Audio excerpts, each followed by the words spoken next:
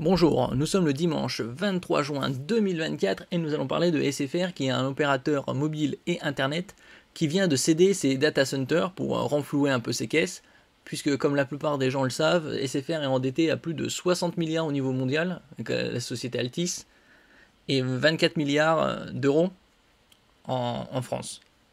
Et nous allons voir également la nouvelle offre de RAID by SFR pour... le RAID by SFR, c'est la version low cost de SFR, et il propose une nouvelle offre un peu moins onéreuse en ce qui concerne Internet. N'oubliez pas de vous abonner pour plus de news sur le monde de l'high-tech, ainsi que les bons plans également sur mon Twitter. SFR a cédé ses data centers. La société Ultra Edge voit le jour à la suite du rachat des data centers de SFR. Le montant de la transaction est officialisé. Dans sa course au désendettement, le groupe Altis France avait annoncé fin 2023 un accord d'exclusivité avec Morgan Stanley Infrastructure Partners pour la vente d'une participation de 70% dans son activité de data center en France. Le rachat a eu lieu cette semaine. Le montant total de la transaction est de 764 millions d'euros, ce qui est très peu face à la dette colossale de la société. Il en résulte la société Ultra Edge comme nouvel acteur indépendant de data center implanté en France. SFR devient le premier client d'Ultra Edge. Ultra Edge se positionne comme un acteur essentiel pour répondre aux besoins croissants en 5G, Standalone SA, intelligence artificielle IA et Internet des objets IoT, Internet of Things, indique un communiqué commun. Actualité publiée le 21 novembre 2023. Le groupe Altis France annonce aujourd'hui un accord d'exclusivité avec Morgan Stanley Infrastructure Partners pour la vente d'une participation de 70% dans son activité de data center en France, avec une finalisation attendue au premier semestre 2024. La transaction donnera naissance à Ultra Edge, comprenant également des espaces de bureaux. Ce sont 257 centres de données actuellement exploités par SFR à travers la France qui vont être transférés dans la nouvelle entité Ultra Edge. Il est fait mention d'une capacité installée de plus de 45 MW et environ 33 km² d'espace de bureaux répartis dans tout le pays. Rien que ça. Sujet à l'aval des autorités compétentes, la transaction envisagée valorise l'entreprise Ultra Edge à 764 millions d'euros, ce qui fait ainsi miroiter plus de 500 millions d'euros pour Altis France, qui détiendra 30% du capital. Avec un rachat de construction pour SFR. Avec un contrat de construction. Un communiqué de presse ajoute que SFR conclura par ailleurs un contrat de construction avec Ultra Edge. SFR devrait ainsi être en mesure de générer de l'ordre de 175 millions d'euros de recettes supplémentaires d'ici 7 ans. Ultra Edge permet d'offrir des services essentiels de stockage de données et de connectivité à partir des sites qui sont tous connectés à l'infrastructure fibre nationale de SFR. Voilà, vous avez le PDF si vous voulez, sauf que là c'est en anglais. Bon, il doit y avoir peut-être une version française.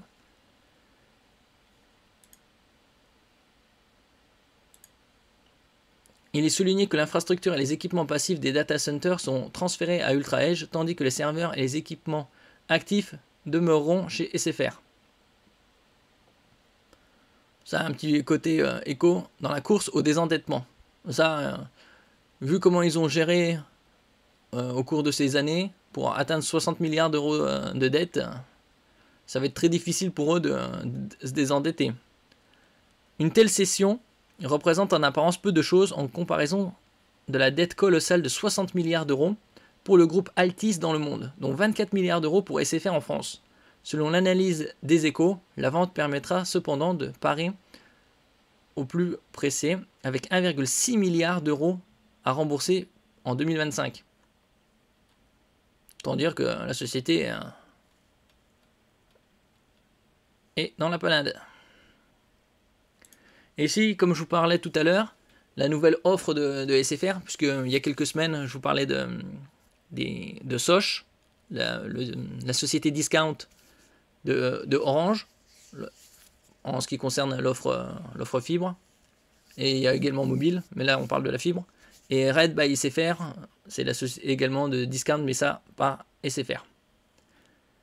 Et donc il y avait toutes les deux offres étaient à 25,99 avec différentes propositions au niveau du débit, puisque Soch était à 300 mégabits en symétrique avec du Wi-Fi 5, alors que pour le même prix, Red by SFR était à 500 mégabits en symétrique.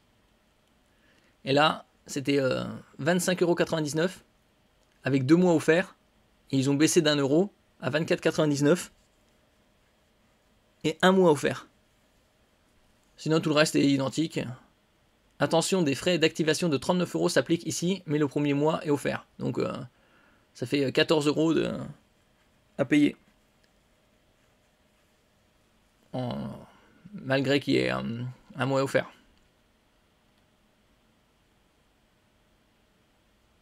Donc c'est pas trop mal quand même comme offre. C'est parmi la moins chère. Bon, il y a des offres moins chères, mais c'est que pendant des 6 mois et après c'est plus de 30 €. Donc il faudrait qu'ils fassent une offre véritablement bon marché, c'est-à-dire une offre fibre sans télé, puisque ça c'est des offres fibre sans télé, avec un bon débit, c'est-à-dire 500 mégabits en symétrique, ça c'est un bon débit, surtout avec la fibre optique, à 20 €. Ça, ce serait un tarif vraiment compétitif. Et il n'y aurait que Internet et la téléphonie. Ça, ce serait quelque chose de véritablement compétitif.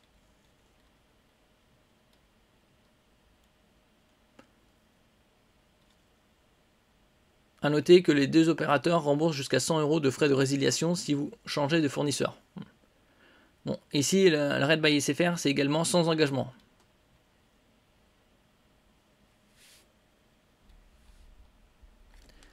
Merci pour votre écoute. N'oubliez pas de mettre un j'aime, un commentaire, de partager et de vous abonner à la chaîne. À la prochaine fois.